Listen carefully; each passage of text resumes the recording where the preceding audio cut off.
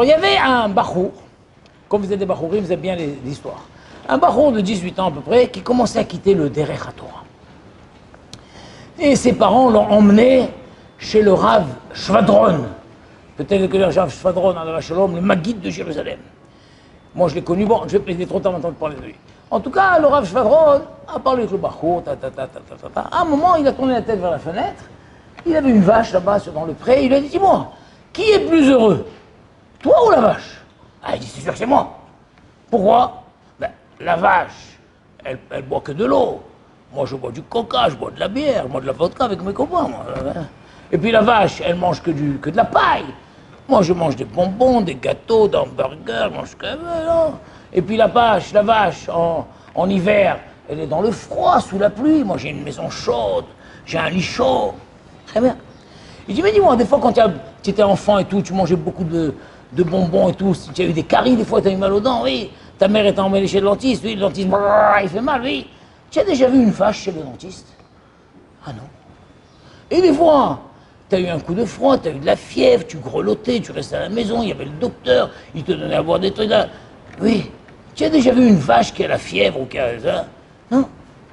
Alors le bachour, il se met à pleurer. Je dis, pourquoi tu pleures? Il dit, bah, tout compte fait, dommage que je ne suis pas une vache. Alors il lui a dit, t'inquiète pas, si ça peut te rassurer, tu n'es pas loin d'être une vache. Mais c'est pas de ta faute. C'est pas de ta faute, il lui a dit. C'est pas de ta faute. Parce que le monde entier commet une grande erreur. Dès que quelqu'un, un jeune homme, une jeune fille, arrive à l'âge de 13 ans, 14 ans, 15 ans, 16 ans, alors les parents, les éducateurs lui disent, écoute, il serait temps que tu commences à réfléchir à la vie. Tu n'es plus un enfant. Il faut que tu réfléchisses à la vie. Alors, d'après toi, qu'est-ce que tu attends de la vie? Qu'est-ce que la vie peut t'apporter? Ah bah oui, moi, j'ai envie, moi, je veux profiter de ma vie, moi. Je veux profiter de ma vie. Et qu'est-ce que la vie peut t'apporter? Moi, je voudrais que la vie m'apporte la réalisation de tous mes rêves. Tous mes rêves. Tout le monde fonctionne comme ça. Et il y a eu deux erreurs fondamentales. Première erreur, c'est que Haramim nous ont dit, un Adam met, quand un homme quitte ce monde, il n'aura même pas assouvi la moitié de ses travaux. Même pas assouvi, qui dit, ah, j'aurais voulu là-bas. Et deuxièmement, ça veut dire quoi? Qu'est-ce que tu attends de la vie? Qu'est-ce que la vie peut t'apporter? Elle te doit quelque chose, la vie. La vie te doit quelque chose. C'est quoi ça? Il y a une phrase, je n'ai pas retrouvé, s'il y a parmi vous des spécialistes de Rabbi Nachman Mivasdav, on m'a dit que c'est lui qui a dit ça, mais il paraît qu'il a dit cette phrase merveilleuse. Le jour où tu es né, c'est qu'Hachem a vu que le monde ne pouvait plus continuer comme toi, sans toi. C'est belle ça, non? Toi, tu as dit, comment tu t'appelles? Shai. Shai, oui, Shai, ça veut dire Ishaï, le père de David Améler. Eh bien, Ishaï, le jour où tu es né, Ishaï, c'est qu'Hachem a vu que le monde ne peut plus continuer sans toi. Hachem a dit, urgence, urgence, Ishaï. Et chacun de nous, le jour où nous sommes nés, c'est qu'Hachem a vu que le monde ne peut plus continuer sans moi. Donc en fait, la vraie question, c'est pas qu'est-ce que j'attends de la vie, mais qu'est-ce que la vie attend de moi? Puisque le monde, il ne peut pas continuer sans moi. Oui, alors, vous attendez quoi de moi? Comment j'arrive ici? Vous attendez quoi de moi? Ben, faites-nous une séance, voilà. Vous attendez quoi de moi? La vraie question, Bémet, entre nous, si on voulait faire la différence entre 8 milliards de gens dans le monde et un petit peuple de 16 millions, la différence fondamentale, c'est de moi, hein, c'est vrai, elle est là. C'est que les 8 milliards de gens éduquent leurs enfants, leurs élèves, c'est qu'est-ce que j'attends de la vie? Qu'est-ce que la vie peut m'apporter? Et il y a un seul peuple sur terre que l'on éduque à dire, c'est pas ça la question. La question c'est qu'est-ce que la vie attend de toi? Qu'est-ce que la vie attend de moi? Qu'est-ce qu'on attend de moi? Et c'est où elle est marquée cette phrase que je dis? C'est la première phrase du Mesilat Yesharim.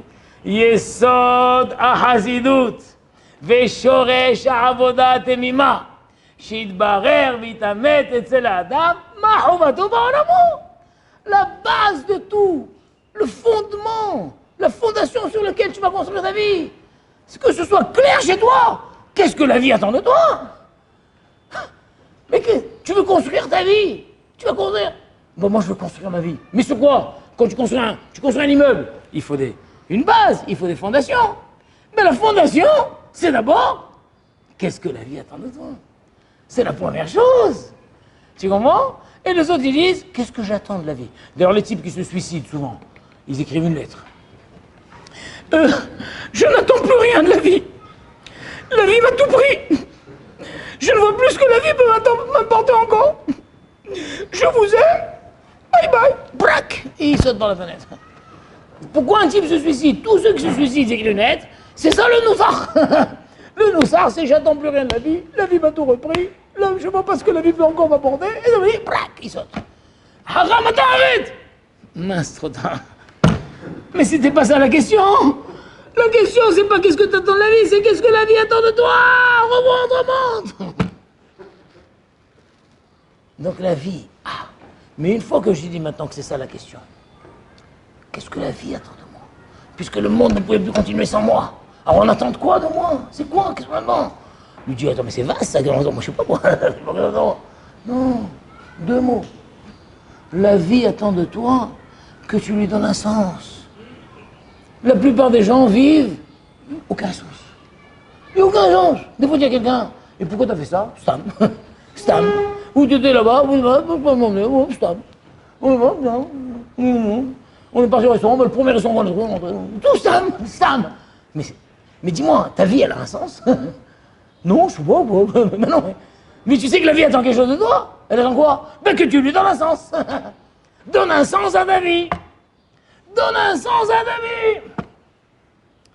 Ça veut dire quoi, donne un sens à ma vie? Alors là, il y a plusieurs choses. Donne un sens à ta vie déjà. Dans l'orientation générale de ta vie, choisis quelque chose qui a un sens. Tu vas choisir un métier.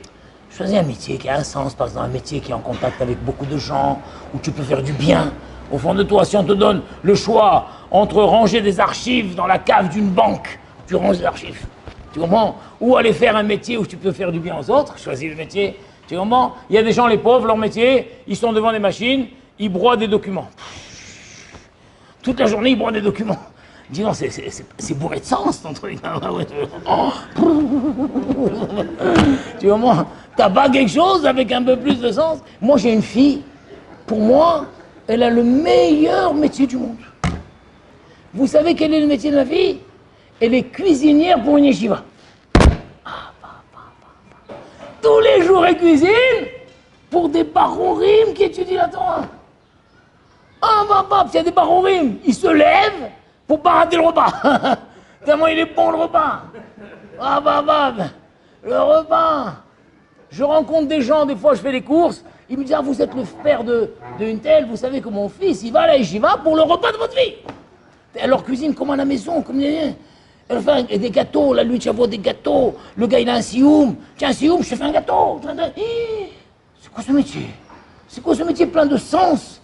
Où, tu te rends compte, en tant que femme, tu es Ptoura de l'Imout Torah, mais tu es cuisine pour une yeshiva. Des barourim qui étudient la Torah. Tu comprends? Donc déjà, choisis une activité qui a du sens.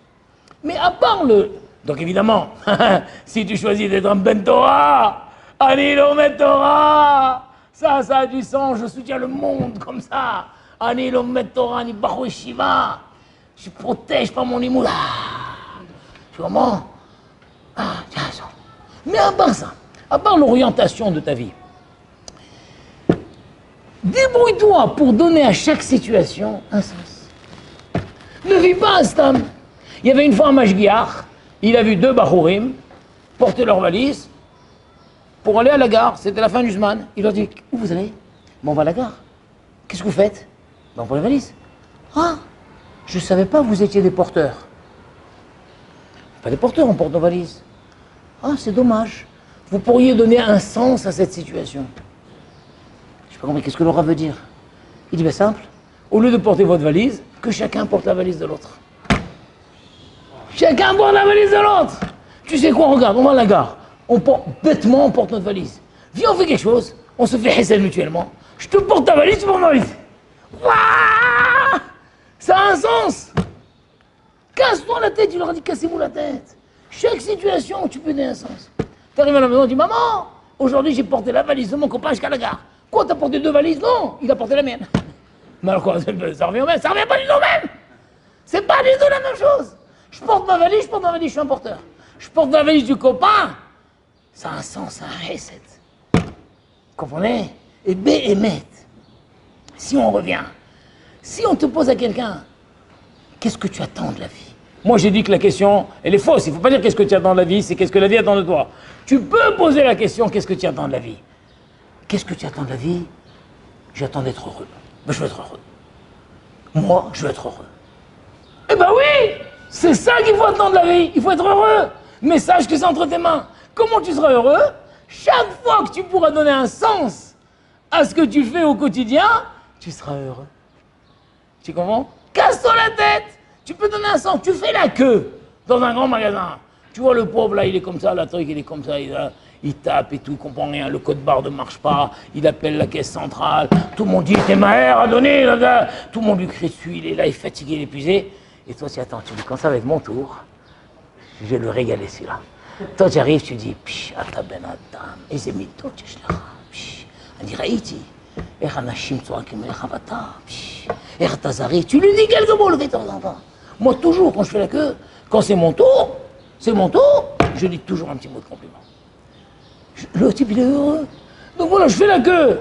Ben, il y a un sens. Parce que quand j'arrive à mon tour, je vais dire un mot de compliment. Tu comprends? N'importe quoi. Moi, on est tous à tour de rôle. On est des fois conducteur, des fois passant. Moi, quand je suis conducteur, je m'arrête au feu rouge. C'est la loi. La loi fait qu'on doit s'arrêter. Les types traversent, vous voyez? D'accord? D'après la loi, je ne suis pas obligé de lui dire. Arrêtez. Non, au contraire, je peux lui dire, espèce d'imbécile, dépêche-toi là. Tu vois pas que je suis pressé là? Allez, traînard là-haut! Eh ben non. Moi, je vais m'arrêter, je vais donner un sens. Chaque fois que je m'arrête, Chavot. Tfaddal. Quand je suis passant, le type il s'arrête, je fais un signe, merci beaucoup, je fais même mieux. Vous savez qu'est-ce que je fais? J'accélère. J'accélère un peu. Pour lui montrer que je sais que la loi te dit de m'arrêter, toi tu aurais peut-être voulu m'écraser, je sais pas, d'accord? Mais mais je pourrais, et des fois d'ailleurs quand je suis conducteur, il y en a qui traînent, ils marchent comme ça, ils parlent au téléphone, j'ai envie de lui dire je t'en supplie, accélère un peu, je t'en supplie, j'ai une pitié, je suis en retard, tu comprends? Hein? Et ben donc moi je vois que j'apprécierais que quelqu'un, et ben quand je traverse, et ben j'accélère un peu. Tu comprends? C'est-à-dire c'est une activité quotidienne, je lui donne un sens. Chaque fois que je donne un sens à quelque chose que je fais, je suis heureux. T'as compris? Heureux. Donne un sens, chaque chose a un sens, un mot gentil, quelque chose, tu fais.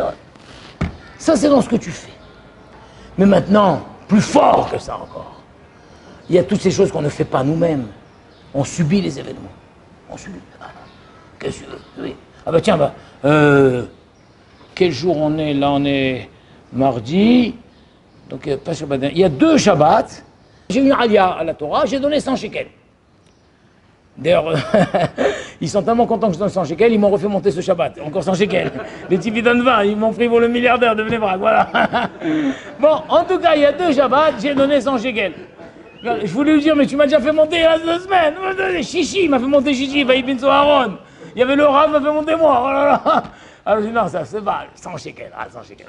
En tout cas, il y a 2 semaines, j'ai donné 100 shekels. Voilà, écoutez bien. J'ai donné 100 shekels. Le mercredi, j'ai dit, allez, je vais oublier. J'ai sorti mon portefeuille là, qui est ici, là. Voilà. Je sors. Tiens, regardez, je vois, j'ai un billet de 100 shekels et 2 billets de 50. Le billet de 100 shekels tout neuf, 2 billets de 50 vieux. J'ai dit, bon, allez, je vais donner les 2 vieux, je me débarrasse. Non, c'est pas joli. C'est pas joli. Pas joli. J'ai sorti le billet tout neuf de 100 shekels. Donc rien que là, j'ai donné un sens. Vous comprenez? Je ne me suis pas débarrassé des 2. Je vais chez le Rav. Je dois là. Le Rav, il est âgé, Bernara. Il est âgé, le Rav. Il a 85 ans, jusqu'à 120 ans. Alors, il dormait. C'est pas une cacha, parce qu'aujourd'hui, même des Bachorim, ils dorment. Alors, le Rav, il dormait sur son chandelier comme ça. Alors, je suis parti. Je n'ai pas remis les 500 shekels dans le portefeuille, je les ai remis dans la poche. D'accord, bon.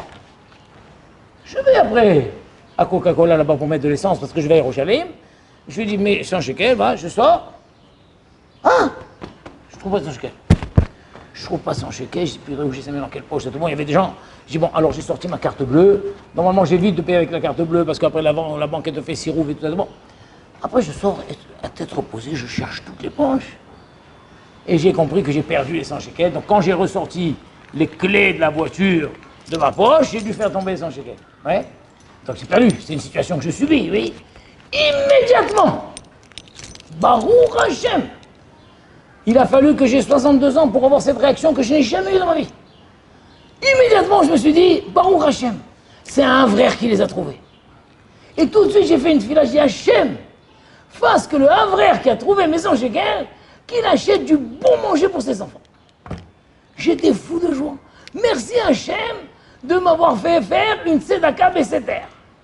Imagine qu'un type, il vient me dire, attends, mais tu rêves, toi, qui te dit que c'est un frère qui a trouvé. C'est peut-être le vent, c'est peut-être la poubelle, c'est un gamatou. C'est pas ton problème, il est le mien. J'ai donné un sens à cette situation. Comprenez? J'ai donné un sens à cette situation. Le lendemain, je sors chez moi, je tombe sur le rave. Et moi, je m'étais dit, bon, maintenant, il ne me reste plus que 50 shekels, les 2 vieux billets. Bon, je donnerai plus tard les 100 shekels. Si je donne, il ne me reste plus rien. Je tombe sur le rave. Mina Sharim, qu'est-ce que je fais? J'ai Rav. J'ai donné 100 shekels. Ça se fait que je vous paye là maintenant dans la rue? Il me dit oui. Je sors mon portefeuille et je donne mes derniers 100 shekels, les 2 billets. Vous comprenez? Je dis mais le Rav pensera le marquer dans le chose. J'ai failli lui dire cette alia m'a coûté 200 Rav. Parce que hier vous dormiez, j'ai perdu 100 shekels. Aujourd'hui, mais si je raconte, je gâche tout, je n'ai rien raconté. À vous je raconte, mais on va vous pas raconter. Il ne faut pas que le Rav voit le film maintenant, t'as compris? J'ai raconté. J'étais l'homme le plus heureux du monde. J'avais plus un sou, mais j'étais heureux. Pourquoi j'étais heureux? Parce que j'ai dit, je suis un homme libre. Un homme libre et heureux. Ça veut dire quoi libre et heureux? Je ne suis pas libre de ce qui m'arrive, mais je suis libre de donner le sens que je veux à ce qui m'arrive. J'ai perdu 100 shekels, je ne peux pas aller retrouver les 100 shekels. Mais je suis libre et heureux, parce que moi j'ai décidé dans ma tête que c'est un frère qui a trouvé 100 shekels, j'ai prié pour qu'il nourrisse ses enfants, quand j'ai trouvé le Rav après, j'ai donné 100 shekels, et je ne lui ai pas raconté l'histoire. Magnifique! Magnifique, c'est le plus beau jour de ma vie. J'ai donné le sens à quelque chose. Vous avez compris comme c'est beau? Le gars dit je veux être libre. Mais même en prison, tu peux être libre. Qui c'était le prisonnier le plus célèbre de l'histoire dans la Torah? Yosef Hatzadik. Yosef Hatzadik, on voit dans la Torah qu'il a profité de ses 12 ans de prison pour consoler les autres prisonniers. D'où je vois ça? Je vois qu'il allait chez les prisonniers, et là, puisque quand il y a eu le maître chanson, il leur a dit, qu'est-ce qui se passe? Pourquoi vous faites la tête aujourd'hui? Lama panerem ayom. Pourquoi aujourd'hui vous faites la tête? Ça veut dire quoi? En prison, on fait tout le temps la tête. Non, ça prouve que il s'est dit, moi je suis en prison, je vais profiter pour remonter le moral à tout le monde. Il allait remonter le moral, une blague là, Et aujourd'hui, il n'a pas commencé sa tournée, déjà vous faites la tête. Tu comprends? Qu'est-ce qui se passe? Ça prouve que, comme dans les hôpitaux, tu verras toujours dans les hôpitaux, il y a toujours un malade qui n'est pas moins malade que les autres. Il est avec son truc comme ça, avec sa perfusion. Il va de chambre en chambre, il remonte le moral aux autres. Tu comprends? Et on lui dira alors, c'était pas dur, hospitalisation, oui, ça faisait mal et tout. Mais j'ai profité. J'ai profité au moins de remonter le moral aux autres. Tu comprends? Donc mon hospitalisation que j'ai subie avait un sens. Comprenez ou non? Ma mère allait à Shalom. Ma mère allait à Shalom. Incroyable cette histoire. Quand je vous dis ma mère, je suis sûr que toutes les mères juives, à un certain niveau, ma mère, quoi qu'il lui arrivait, elle était contente. Une femme toujours dans la cuisine se coupe, tiens ma femme avant Shavuot, trac, elle s'est coupé le doigt, la pauvre, elle avait tout le temps, tac, coupé, elle venait, ma femme, elle venait déguiser le couteau, hop, et elle veut couper une carotte. La carotte c'est dur, elle fait comme ça, trac, aïe. Elle a coupé le doigt avec la carotte. Quelle est la mère qui ne s'est pas coupé les doigts? Quelle est la mère qui ne s'est pas brûlée en faisant une friture comme ça, elle reçoit l'eau, elle reçoit toute l'huile. Quelle est la mère qui ne s'est pas brûlée en mettant les chalotes dans le four, sa main touche les parois du four, ah, tu vois, le truc comme ça. Tu vois, quelle est la mère qui ouvre, elle ouvre là-haut un truc pour s'en prendre le chose, bah, ça lui tombe sur la tête. Ma mère, quoi qu'il lui arrivait, elle était heureuse. D'après vous, pourquoi? On voit que vous n'êtes pas des mamans juives. Chaque maman juive aurait dit, ma mère, elle s'était persuadée que quoi qu'il lui arrive, ça protège ses enfants. Elle avait une phrase en arabe, sur moi, pas sur mes enfants. Elle se coupe, Baruch Hashem, ça protège mes enfants. Elle se brûle, ça protège mes enfants. J'avais mon frère là-bas, Shalom, Richard Yaakov, et Iftar, celui qui faisait le chocolat à miel. Alors, eh ben, lui, il était en France. Nous, on était à Tunis. Moi, j'étais petit. Hein. Alors, elle se faisait soucier en France. Quand on était à Tunis, on pensait que la France, c'est un pays de sauvages. On ne sait pas ce qui se passe en France. La France, qu'est-ce qu'il y a? Il y a le métro, il y a des suicides dans le métro. On avait du souci. Et bien, chaque fois qu'elle se coupait, chaque fois qu'elle se brûlait, elle disait une phrase en arabe, sur moi et pas sur mon fils. Comprenez? C'est-à-dire que c'est fabuleux. Même la souffrance, quand tu lui donnes un sens, ben ça fait plus mal. Tu prends un type, par exemple, on te dit, voilà, tu as un sirop très très amer. Le gars, il te dit, écoutez, vous pouvez le prendre en concentré comme ça, plac, mais c'est très amer. Par contre, ça rentre dans le sang tout de suite, en 5 minutes, vous n'avez plus mal. Mais vous pouvez le diluer dans l'eau, d'accord, c'est meilleur, mais ça n'agira pas tout de suite. Le type dit, ah non, dans l'eau. Un type courageux, qu'est-ce qu'il dit? Donnez-le-moi pur. Il fait comme ça, clac, il boit. Et tu dis, non, mais c'est pas si amer que ça, alors que c'est très amer. Pourquoi c'est pas si amer que ça? Parce qu'il est sûr que dans 5 minutes, il a plus mal, comprenez? Donc quand tu as un sens, mais ça fait plus mal.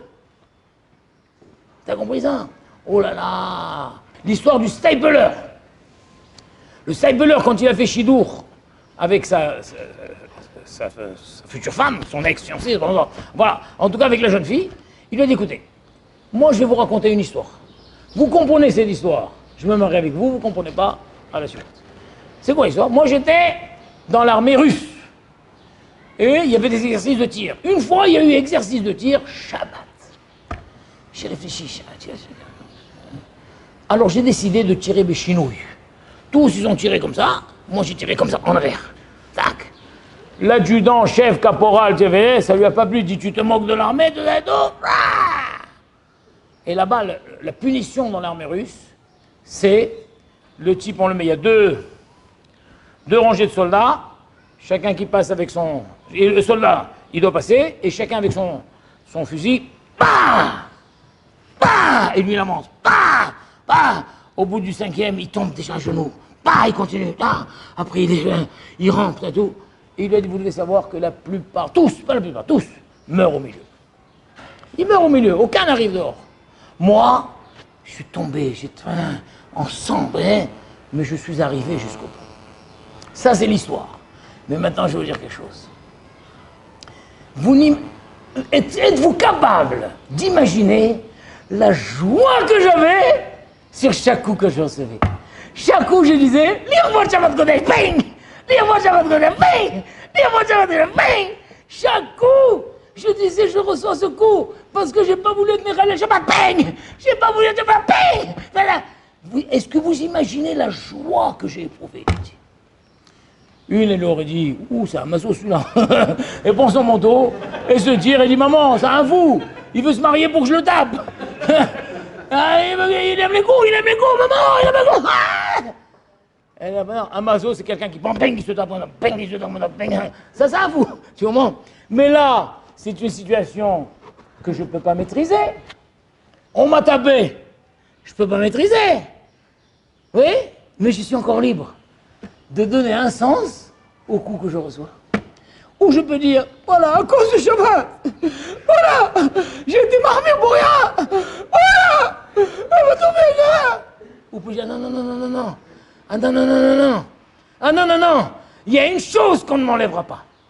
Comme le Rav Rothenberg Zassal, il disait tout le temps, parce qu'il a fait, le Rav Rothenberg, il était dans les camps, il dit, la plus grande richesse d'un homme, c'est sa liberté. C'est sa liberté. Mais ça veut dire quoi? C'est quoi la liberté? Tu reçois des coups, t'es libre? Oui. Parce que ma suprême liberté, qu'on ne pourra pas m'enlever, c'est que moi je donne le sens au coup que je reçois. Je suis heureux, heureux, vas-y, tape, heureux, viens moi, Shabbat Kodesh. Tu comprends? Je suis un homme libre, un homme heureux. Je ne peux pas empêcher les coups, c'est vous qui tapez, c'est vous les mettez, voilà. Mais vous ne m'enlèverez pas ma suprême liberté. Alors, qu'est-ce qu'elle lui a dit, la femme, au Seibeleur? Ils allaient se faire ensemble. Ils ont eu un fils, c'est tout. Qui c'est ce fils? Rav Chaim Kanievski. Le Seibeleur, il a eu un fils. Rav Chaim Kanievski, le Saratora. Tu comprends? Il est né de ce couple merveilleux. D'un homme qui recevait des coups, c'est pas des petits coups. Ils meurent tous. Ils meurent. Et lui, il a traversé tout le peloton là-bas. Et cette joie de dire, il est heureux. Tu peux pas, c'est une madriga qui nous dépasse. Dépasse. Il a dit, est-ce que vous imaginez la joie que j'avais? Tu comprends? Et elle n'a pas dit, écoutez, moi j'ai un peu de mal à imaginer, franchement, bon d'accord. Il va dire, un peu comme Rabbi Akiva d'ailleurs. Rabbi Akiva, les Romains, il épluche avec le truc et tout. Il lui dit, Hashema Israël, Hashem El Kodem, les David ont dit, Rav, Adkan? Comment Adkan? Toute ma vie, j'ai attendu ce moment-là. Toute ma vie. Quand est-ce que je pourrais donner ma vie pour Hachem? Mais je suis l'homme le plus heureux du monde. Tu comprends? Donc qu'est-ce que tu attends de la vie? J'attends le bonheur. J'attends le bonheur. Eh ben oui, et tu es en droit de l'avoir. Mais ton bonheur dépend de toi. Dépend de toi. Donne un sens à ta vie. Choisis une vie qui a un sens. D'accord? 2, donne un sens à chaque situation que tu vis. 3, la plupart des situations qu'on souffre, qu'on subit, tu subis. Eh ben donne-lui un sens. Et si tu donnes un sens, t'es heureux. Il y avait un qui est venu chez Rav Shach. Regardez ça. Il a perdu sa femme. Il a perdu sa femme. Et il était inconsolable. Rien, il se laissait mourir. Alors ils ont dit à Rav Shach, voilà, il a dit, amenez-le-moi. Il a parlé, il lui a dit, je comprends ce que vous éprouvez. Moi aussi, j'ai perdu ma femme. J'ai perdu ma femme, c'est pas facile, c'est très dur, etc. Vous voulez qu'on passe Shabbat, ensemble? Non. Rien. Rav Shach, le gadol de rien. À un moment, Rav Shach lui dit, mais dites-moi, si ça avait été le contraire, parce qu'ils ne peuvent pas mourir les deux, le couple ne peut pas mourir les deux à la même seconde, il y a forcément un qui meurt en premier. Donc si ça avait été le contraire, aujourd'hui vous souffrez parce qu'elle est morte, vous restez vivant. Et donc vous aurez préféré vous mourir et qu'elle reste vivante, c'est ce que je comprends. Ah non. Quoi? Elle aurait trop souffert, la pauvre, elle aurait trop souffert. Donc, dans un certain sens, en restant vous vivant et qu'elle est morte, vous lui avez épargné cette souffrance. Vous comprenez comme c'est beau? Il a dit, moi je ne peux pas vous ressusciter votre femme. Mais réfléchissons un peu. Aujourd'hui vous êtes inconsolable. Donc vous auriez voulu mourir et qu'elle reste vivante. Non, elle n'aurait pas supporté. Alors vous lui avez épargné cette souffrance.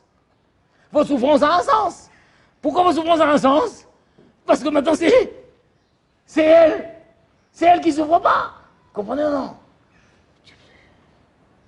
C'est-à-dire, mon cher, ta liberté, ton bonheur est entre tes mains. Il y avait une tzadékette à Yerushalayim. Elle avait des os, je ne sais pas ce que c'était, où les muscles qui se bloquaient comme ça. Elle était raidie tout le temps, c'était horrible de souffrance. Et le Maharil Diskin allait lui rendre visite tous les Erev Yom Tov. Et il lui disait, Gutcham Tov Rebetzel.